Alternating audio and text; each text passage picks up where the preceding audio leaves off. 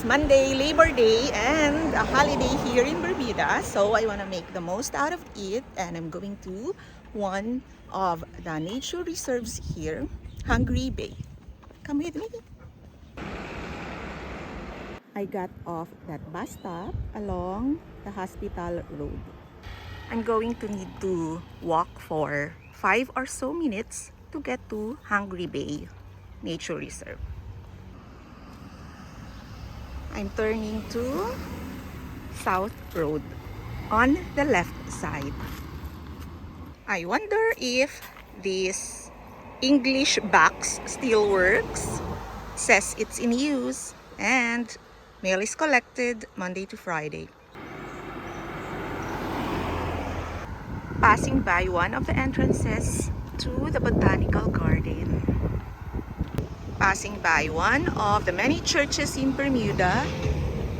Bermuda holds the record for the most number of churches per certain number of people.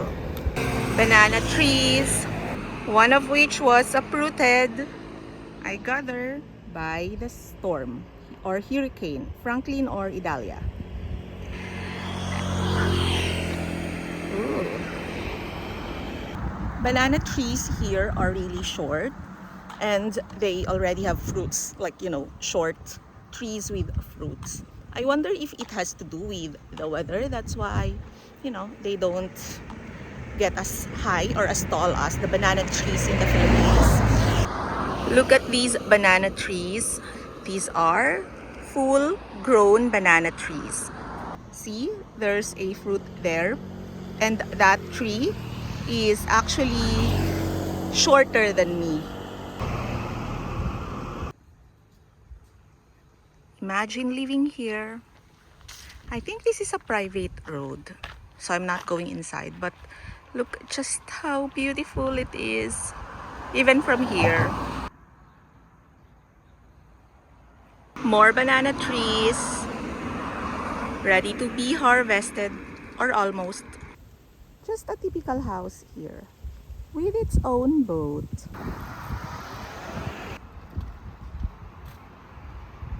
I pass by this road when I come from St. George's, but I never really noticed how beautiful it is from inside the bus. The map says I'm here. There's the botanical gardens, and Hungry Bay Nature Reserve is supposedly there. But I see here a sign, no parking, private property. Maybe no parking, but entrance is allowed for pedestrians. I don't know. Google Maps says walk in this direction, so I'll do that. Maybe the private property is that and that, but this way is not private property.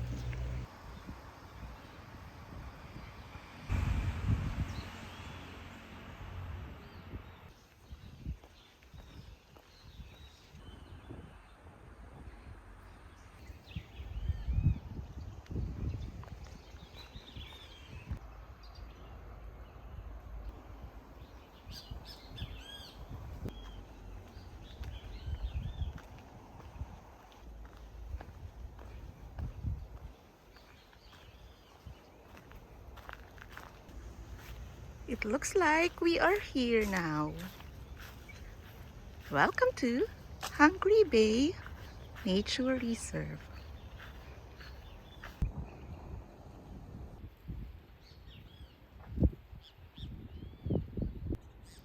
I can stalk these birds forever.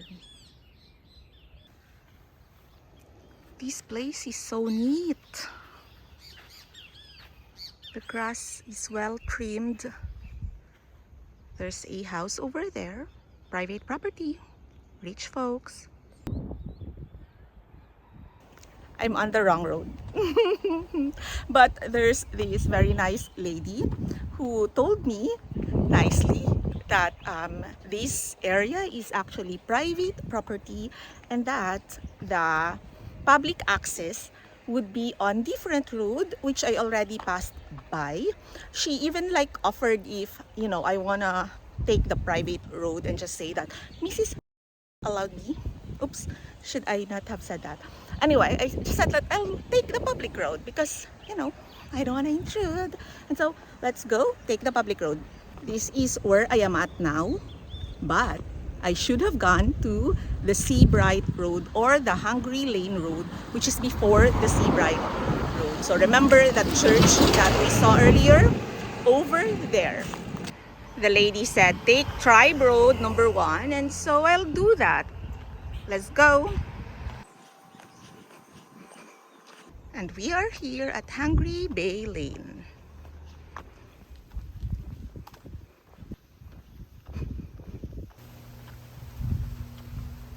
Finally, I think here we are. Or not. Nope, private property. Maybe I should go up there? Because I don't have any more options.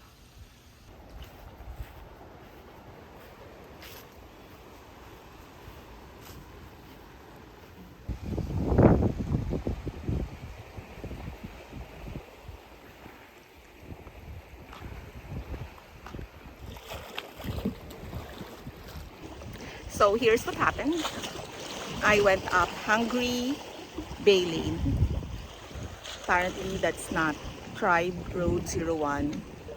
I'm so confused now. Anyway, I got into another private property and I asked this couple to go to Hungry Bay.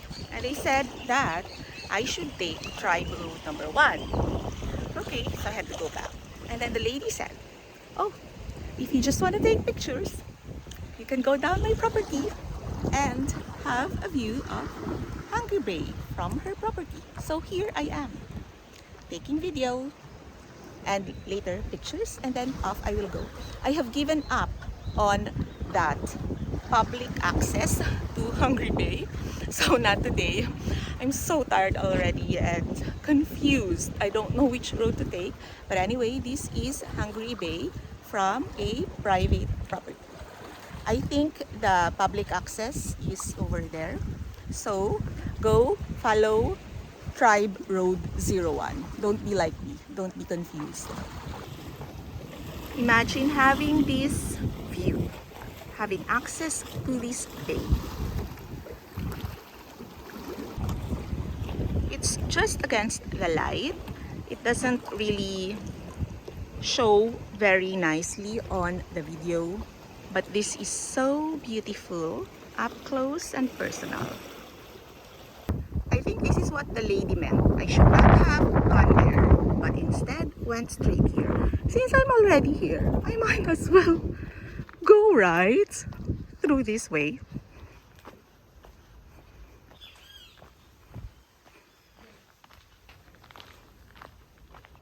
Monstera. Finally found it. Here it is, the entrance to the public road to Hungry Bay Nature Reserve. I can't be wrong this time.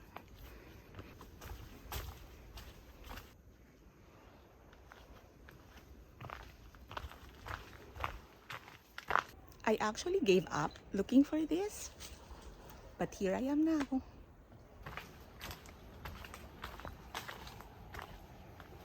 That's where I was earlier, on a private property where they let me take videos and photos. And here I am now. I wonder if there is a path or a track to follow. But knowing me, I will find that track.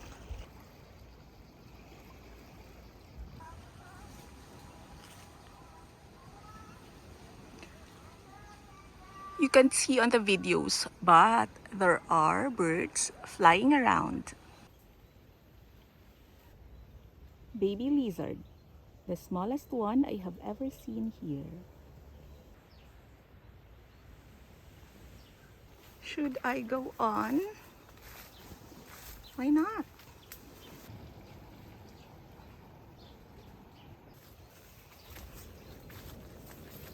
I think this is already part of a private property.